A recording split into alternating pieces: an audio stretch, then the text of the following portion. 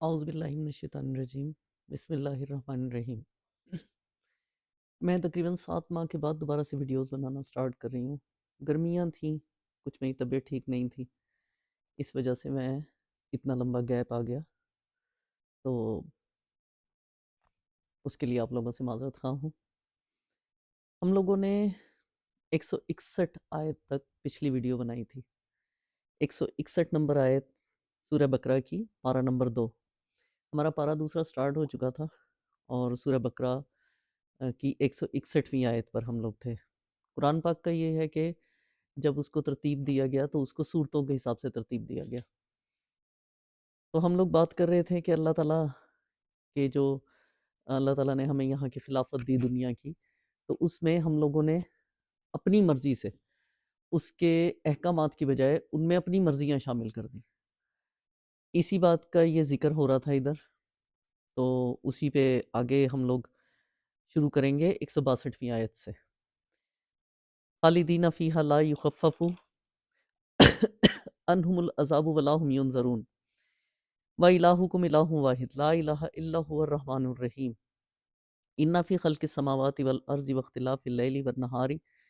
وَالْفُلْكِ الَّتِي تَجْرِي فِي الْبَحْرِ بِمَا يَنفَعُ النَّاسَ وَمَا أَنزَلَ اللَّهُ مِنَ السَّمَاءِ مَاءً فَأَحْيَا بِهِ الْأَرْضَ بَعْدَ مَوْتِهَا وَبَثَّ فِيهَا مِن كُلِّ دَابَّةٍ وَتَصْرِيفِ الرِّياحِ وَالسَّحَابِ الْمُسَخَّرِ بَيْنَ السَّمَاءِ وَالْأَرْضِ لَآيَاتٍ لِقَوْمٍ يَعْقِلُونَ۔ ہم لوگ نے جہاں پہ بات ختم کی تھی، آگے بھی اللہ تعالیٰ اسی چیز کو آگے چلا رہا ہے کہ جن لوگوں نے کفر کا رویہ اختیار کیا تھا اور کفر کی حالت ہی میں جان دی، ان پر اللہ اور فرشتوں اور تمام انسانوں کی لعنت ہے۔ اب آپ یہ دیکھیں کہ جو کفر کے اصل معنی چھپانے کے ہیں، انکار کا مفہوم پیدا ہوتا ہے اس سے، اور یہ لفظ ایمان کے مقابلے میں بولا جانے لگا تھا۔ ایمان کے معنی ہے ماننا، قبول کرنا، تسلیم کرنا، کہ جو کچھ کہا گیا ہے بس اس کو تسلیم کر لو، اس پر کوئی بھی حجت، کوئی بھی اپنی طرف سے باتیں کرنا، اپنی طرف سے اس میں چیزیں شامل کرنا، وہ سب نہ کرو۔ اور کفر کے معنی ہے کہ نہیں ماننا، ہم نے رد کر دینی ہے جو چیز، اور انکار کرنا ہے ہر چیز کا۔ ایک یہ کہ انسان سرے سے خدا ہی کو نہ مانے، یا اس کے اقتدار اعلیٰ، یعنی کہ وہ ہر چیز کا قادر مطلق ہے، اس چیز کو تسلیم نہ کرے،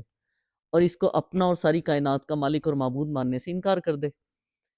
یا پھر اس کو صرف ایک مالک نہ مانے، اپنی طرف سے اور مالک بنا لے۔ دوسرے یہ کہ اللہ کو تو مانے، مگر اس کے احکام اور اس کی ہدایت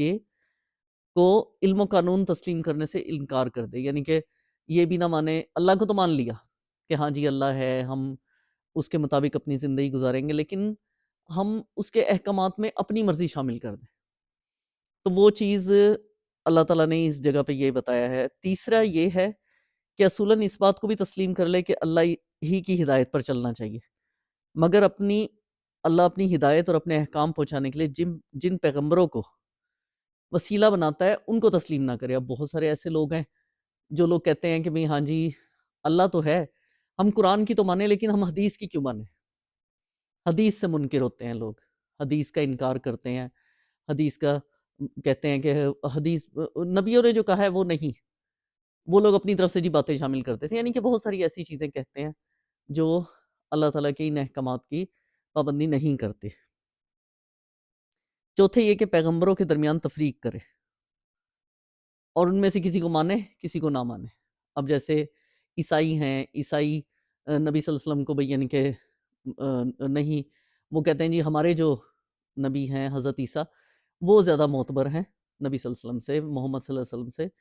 ٹھیک اسی طرح یہودی عیسائیوں کے نبی کو، حضرت عیسیٰ کو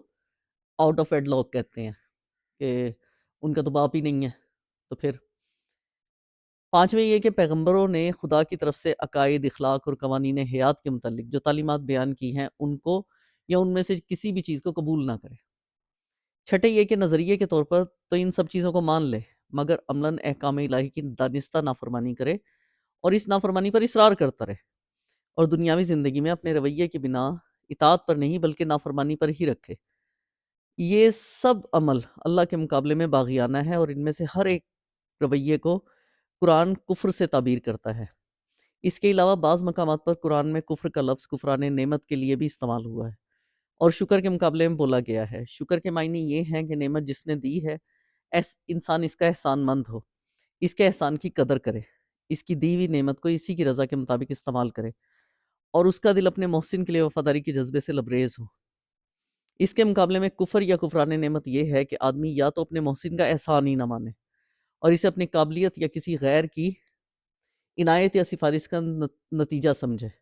یا اس کی دی ہوئی نعمت کی ناقدری کرے اور اسے ضائع کر دے، یا اس کی نعمت کو اس کی رضا کے خلاف استعمال کرے، یا اس کے احسانات کے باوجود اس کے ساتھ غدر اور بے وفائی کرے۔ اس نوع کے کفر کو ہماری زبان میں بالعموم احسان فراموشی، نمک حرامی، غداری اور ناشکرے پن کے الفاظ سے تعبیر کیا جاتا ہے۔ اب اس کا بھی یہی مفہوم نکلتا ہے اس چیز کا جو ہم لوگ پہلے بیان کر چکے ہیں کہ ہم لوگ اپنی مرضی کا اسلام ہم لوگ چلاتے ہیں، یعنی کہ جو چیز ہمارے لیے صحیح لگتی ہے ہم وہ تو قبول کر لیتے ہیں، لیکن ہم دوسری چیزوں کو قبول نہیں کرتے۔ یعنی کہ جیسے آج کل لوگ یہ کہتے ہیں کہ پردہ چہرے کا پردہ نہیں ہوتا، تو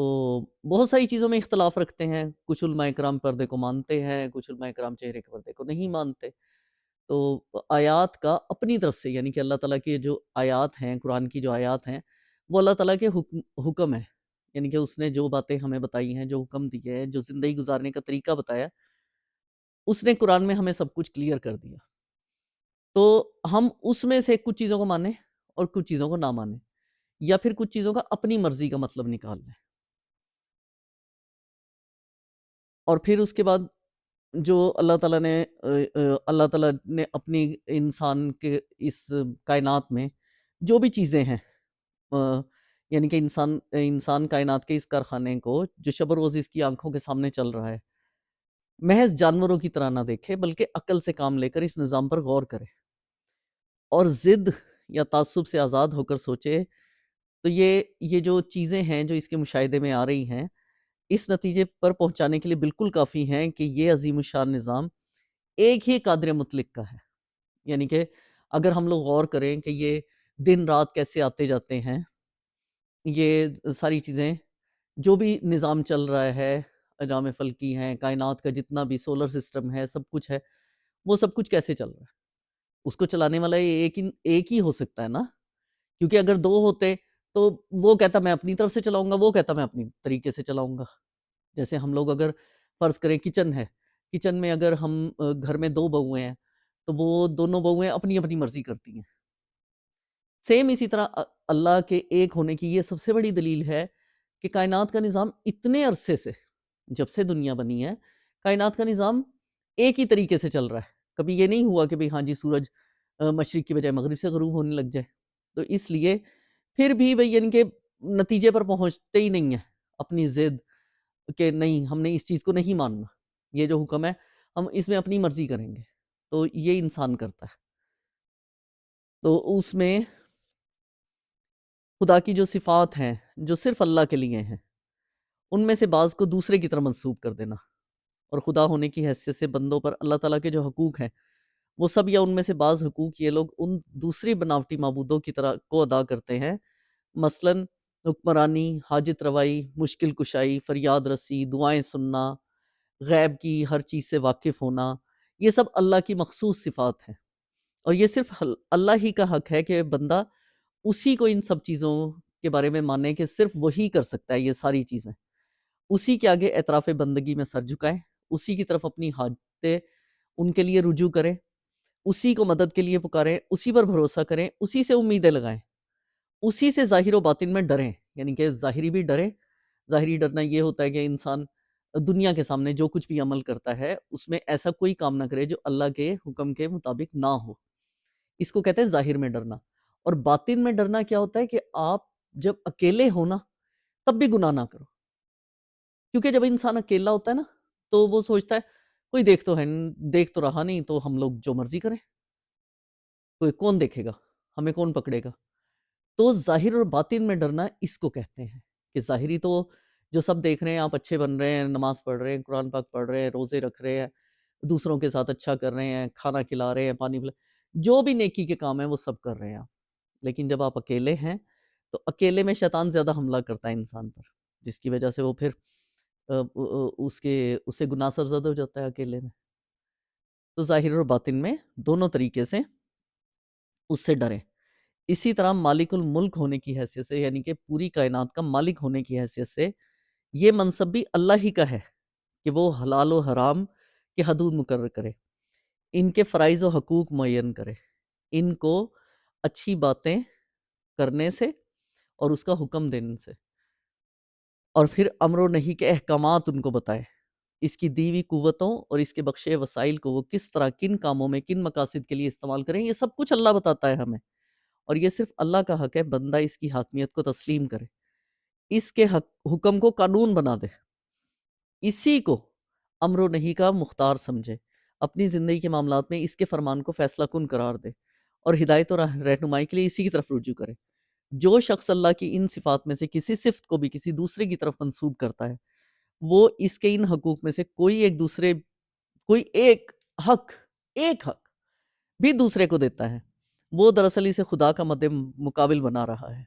اور اسی طرح جو شخص یا جو ادارہ ان صفات میں سے کسی صفت کے بارے میں کہتا ہے کہ یہ میرے اندر ہے، یعنی کہ جو اللہ کی جو خصوصی صفات ہیں، بلکہ اس کی ساری صفات ہی مخصوص ہیں، اسی کے لیے ہیں، تو اس میں سے کوئی ادارہ اگر یہ کہتا ہے یا پھر کوئی انسان یہ کہتا ہے کہ یہ چیز تو میرے اندر بھی ہے جو اللہ کے پاس ہے، وہ غلط ہے۔ اور ان حقوق میں سے کسی بھی چیز کا جو خواہ خود زبان سے خدائی کا دعویٰ کرے یا نہ کرے،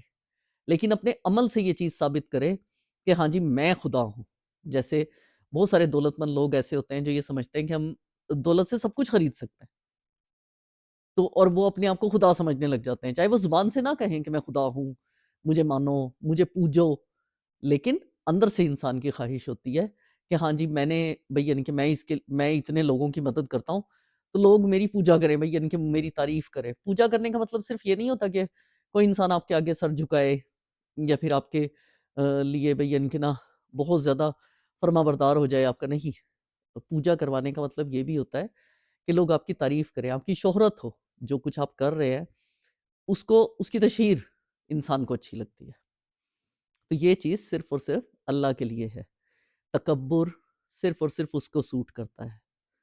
اس پوری کائنات کا مالک ہونا صرف اس کا حق ہے، انسان کا نہیں ہے۔ انسان کو کسی بھی ایسے ٹریک ریکارڈ کے ساتھ اللہ نے نیچے نہیں اتارا کہ وہ اس پر حق جمائے، اس کی صفات کو اپنی طرف منسوب کر دے۔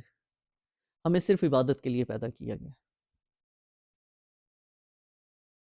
وَمِنَ النَّاسِ مَن يَتَّخِذُ مِن دُونِ اللَّهِ أَندَادًا يُحِبُّونَهُمْ كَحُبِّ اللَّهِ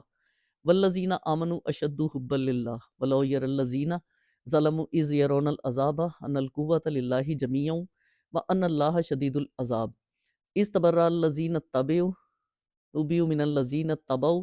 وَرَأَوُا الْعَذَابَ وَتَقَطَّعَتْ بِهِمُ الْأَسْبَابُ وَقَالَ الَّذِينَ اتَّبَعُوا لو ان لنا کرۃ فنتبرأ منہم کما تبرؤوا منا کذالک یریہم اللہ اعمالہم حسرات علیہم وما ہم بخارجین من النار یا ایھا الناس کلوا مما فی الارض حلالا طیبا ولا تتبعوا خطوات الشیطان انہ لکم عدو مبین انما یامرکم بالسوء والفحشاء وان تقولوا علی اللہ ما لا تعلمون واذا قیل لهم اتبعوا ما انزل اللہ قالوا بل نتبع ما الفینا علیہ آباءنا اولو کان آباؤہم لا یعقلون شیئا ولا یہتدون ومثل الذین کفروا کمثل الذی ینعق بما لا یسمع الا دعاء ونداء صم بکم عمی فہم لا یعقلون یا ایھا الذین آمنوا کلوا من طیبات ما رزقناکم واشکروا للہ ان کنتم ایاہ تعبدون۔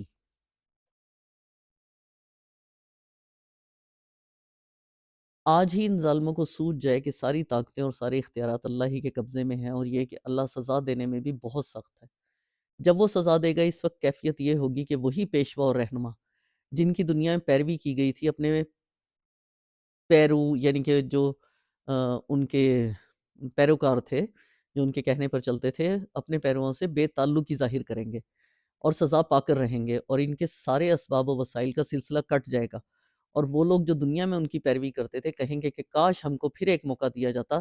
تو جس طرح آج یہ ہم سے بیزاری ظاہر کر رہے ہیں ہم ان سے دنیا میں بیزار ہو کر دکھا دیتے۔ یوں اللہ ان لوگوں کے وہ اعمال جو یہ دنیا میں کر رہے ہیں ان کے سامنے اس طرح لائے گا کہ یہ حسرتوں اور پشیمانیوں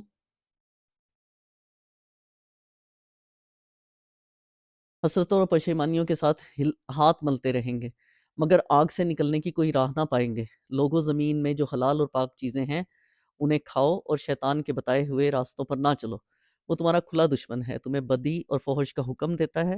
اور یہ سکھاتا ہے کہ تم اللہ کے نام پر وہ باتیں کہو جن کے متعلق تمہیں علم نہیں ہے کہ وہ اللہ نے فرمائی ہیں۔ ان سے جب کہا جاتا ہے کہ اللہ نے جو احکام نازل کیے ہیں ان کی پیروی کرو تو جواب دیتے ہیں کہ ہم تو اسی طریقے کی پیروی کریں گے جس پر ہم نے اپنے باپ دادا کو پایا ہے۔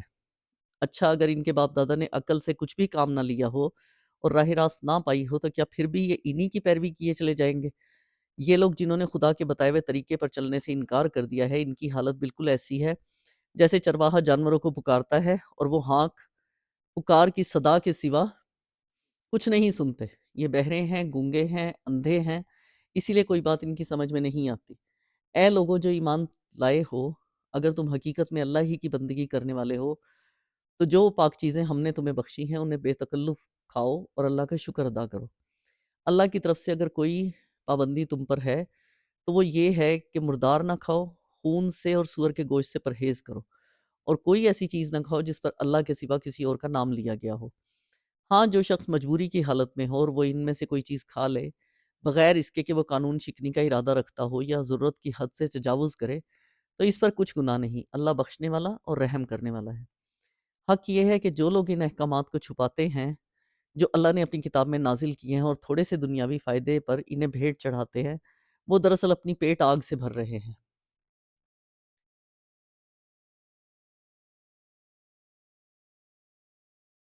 اب اس میں ان آیات میں جو ابھی میں نے پڑھی ہیں اور ان کا ترجمہ آپ کو بتایا ہے، ان آیات میں شیطان کے راستے کے ایک تو ڈیفائن کیا گیا ہے کہ شیطان کا راستہ کیا ہے، کہ وہ ہم سے حلال اور حرام کی تمیز ختم کروا دیتا ہے کہ کیا اچھا ہے، کیا برا ہے، کیا حلال ہے، کیا حرام ہے۔ وہ تمیز ختم ہو جاتی ہے انسان کے اندر سے، اس کو حلال بھی بھئی یعنی کہ جو حرام چیزیں ہوتی ہیں وہ بھی حلال نظر آ رہی ہوتی ہیں،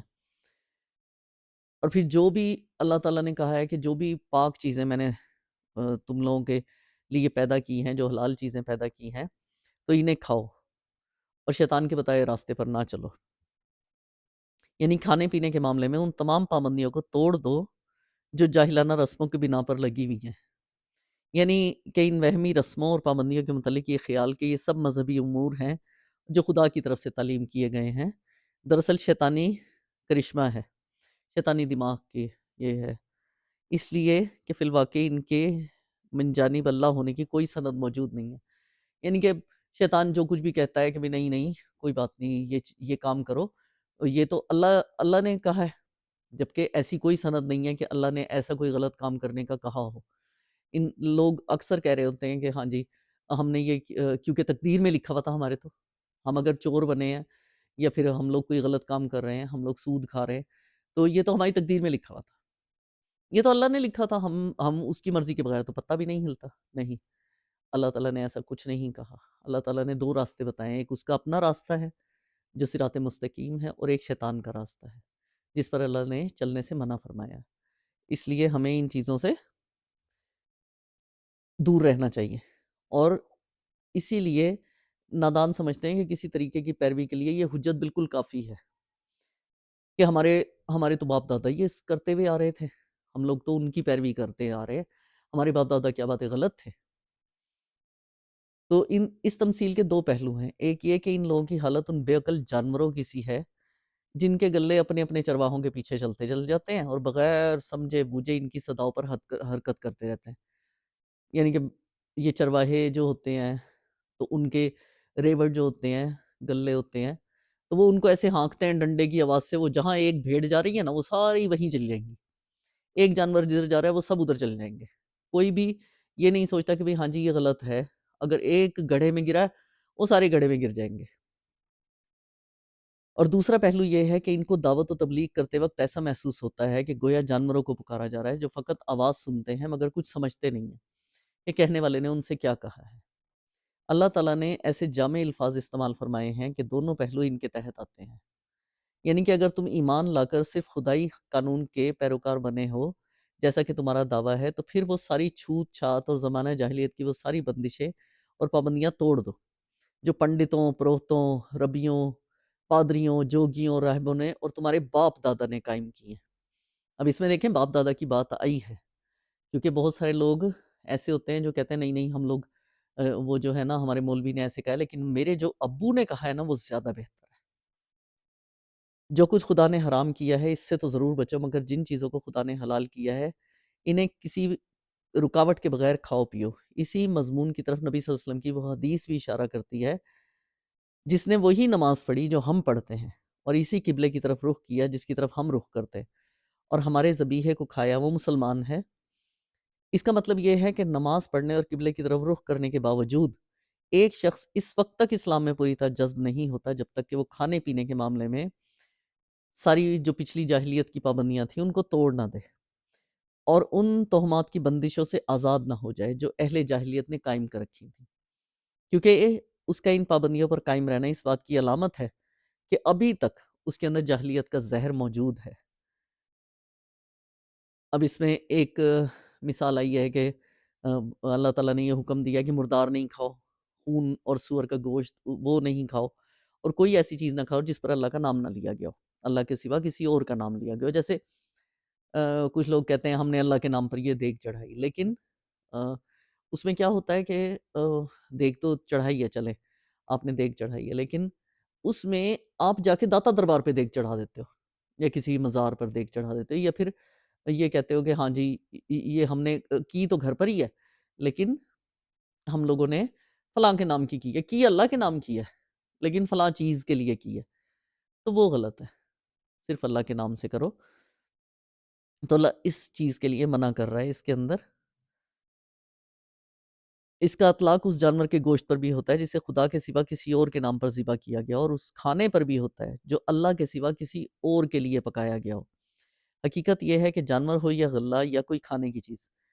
اصل میں اس کا مالک صرف اللہ ہی ہے، اور اللہ ہی نے وہ چیز ہمیں دی تھی، اور ہم لوگ صدقہ یا نظر نیاز کے طور پر اگر کسی اور کا نام لیتے ہیں تو وہ صرف اللہ ہی کا نام ہے، صرف اسی کا نام لیا جا سکتا ہے، کسی کا نام نہیں لیا جا سکتا۔ اگر ہم اس کے علاوہ کسی دوسرے کا نام لیتے ہیں تو اس کا مطلب یہ ہے کہ ہم خدا کے علاوہ، اللہ کے علاوہ اس کی برتری بھی تسلیم کر رہے ہیں۔ یعنی کہ ہم یہ تو کہہ رہے ہیں کہ اللہ کے نام کا ہم کر رہے ہیں، لیکن ہم اس کی برتری بھی تسلیم کر رہے ہیں جس کا نام ہم لوگوں نے لیا ہے، اس کی برتری بھی ہم لوگ تسلیم کر رہے ہیں، اور اس کو بھی ہم منعم سمجھتے ہیں۔ یعنی کہ وہ ہمیں منعم کا مطلب ہوتا ہے نعمت، یعنی کہ ہمیں کوئی بھی چیز دینے والا، تو اللہ کے علاوہ تو ہمیں کوئی چیز نہیں دے رہا نا۔ تو پھر آپ لوگ اس بات کو اچھی طریقے سے یہ سمجھیں۔ اس آیت میں حرام چیز کے استعمال کرنے کی اجازت کی 3 شرطیں ہیں۔ ایک یہ کہ واقعی مجبوری کی حالت ہو کہ بھوک پیاس سے جان پہ بنی ہوئی ہے اور انسان مر جائے گا اگر کچھ نہیں کھائے گا، تو اس وقت یہ ہے کہ آپ کوئی بھی حرام چیز ہے یا پینے کی چیز ہے یا کھانے کی چیز ہے وہ حرام ہے عام دنوں میں، تو اس وقت ایسا کوئی سلسلہ ہو کہ آپ کی جان پہ بن آئے کہ بھوک کی وجہ سے آپ مرنے والے ہو، تو پھر آپ کھا سکتے ہو یا پی سکتے ہو۔ اور دوسرا یہ ہے کہ اللہ تعالیٰ کا قانون توڑنے کی نا دل میں خواہش نہ ہو کہ ہاں جی میں یہ کر رہا ہوں، تو میں ضد لگا رہا ہوں اللہ سے کہ میں جو اس نے چیز منع کی ہے نا وہی میں کروں گا، چاہے وہ کوئی کام ہے یا کوئی کھانے پینے کی کوئی چیز کھانا ہے، وہ بھی اسی کا حکم ہے کہ اس نے کچھ چیزوں سے منع کیا، کچھ چیزوں سے نہیں کیا۔ اور پھر جیسے فرض کریں کہ انسان کہتا ہے کہ ہاں جی مجھے بھوک لگ رہی تھی، میں نے کوئی حرام چیز کھا لی، لیکن اللہ تعالیٰ نے اس آیت میں یہ کہا ہے کہ چند لقمے لے کے انسان کا ہوتا ہے نا کہ بھی ہاں جی ہم لوگوں نے 6-7 لقمے لے لیے، یعنی کہ آدھی روٹی کھا لی، آدھی روٹی کھا لی تو ہمارا ایسے ہو جاتا ہے کہ ہمارے اندر اتنی طاقت آ جاتی ہے کہ ہم لوگ کچھ ٹائم تک ہم لوگ بھوکے پھر دوبارہ سے ہم لوگ انتظار کر سکتے ہیں کہ ہمیں کوئی حلال چیز مل جائے۔ تو اللہ تعالیٰ یہاں پہ یہ حکم دے رہا ہے کہ تم تھوڑی سی چیز کھاؤ، اتنی کھاؤ کہ تمہاری بس وہ جان بچنے والی بات ہو جائے۔ یہ نہیں کہ تم نے جی نہیں میں تو شراب جی مجھے یہ ہے نا یہ ہو رہا تھا اور میں نے تو یہ حرام چیز کھا لی، شراب پی لی یا کھانا کھا لیا، کچھ ایسا سور کا گوشت کھا لیا، تو کھایا ہے تو اس کو پیٹ بھر کے کھایا ہے ہم نے، اتنا زیادہ کھا لیا اچھی طرح پیٹ بھر کے نہیں، اللہ نے یہ حکم نہیں دیا، تھوڑا سا کھاؤ، چند لقمے لے کے اس کو چھوڑ دو، تمہاری جان بچ گئی ہے، ٹھیک ہے، تمہارے پیٹ میں کچھ اناج چلا گیا ہے تو اب تم کچھ ٹائم گزار سکتے ہو،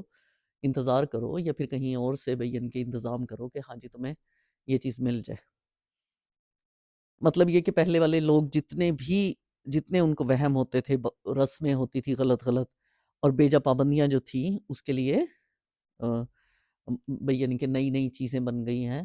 کہ اللہ تعالیٰ نے یہ سارے احکامات دے دیے ہیں، اور ان سب چیزوں کی ذمہ داری کس چیز پر کن پر آتی ہے؟ علماء کرام پر آتی ہے،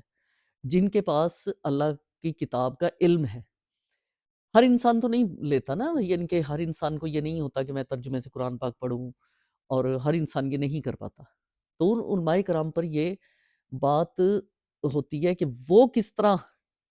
بھئی یعنی کہ اللہ کی جو بات ہے تو وہ کس طرح لوگوں تک پہنچاتے ہیں، اور اگر انہوں نے نہیں پہنچایا، پھر جب لوگوں میں جہالت کی وجہ سے غلط طریقے رواج پانے لگے تو اس وقت بھی وہ لوگ چپ رہے، یعنی کہ علماء کرام دیکھ رہے ہیں کہ ایک چیز غلط ہو رہی ہے، ٹھیک ہے، تو وہ پھر بھی چپ رہے، کچھ غلط ہو رہا ہے، یعنی کہ جو ہے بے پردگی وہ پھیل رہی ہے، فحاشی پھیل رہی ہے، چیزوں کا غلط استعمال ہو رہا ہے، تو اس پہ بھی علماء کرام چپ کر کے بیٹھے رہے، وہ قانون میں نہیں لے کر آئے اس چیز کو، تو یہ ان کی غلطی ہے، کیونکہ جب کوئی بات ہوتی ہے، کچھ بھی ہے، شریعت نافذ کرنی ہے تو علماء کرام کے پاس علم ہے، ان کو اس چیز کو نافذ کرنے کے لیے حکومت پر زور ڈالنا چاہیے کہ ہاں جی تم لوگ یہ ختم کرو، لیکن نہیں، وہ علماء کرام اس وقت بھی منہ میں گھنگیاں ڈال کر بیٹھے رہتے ہیں، اور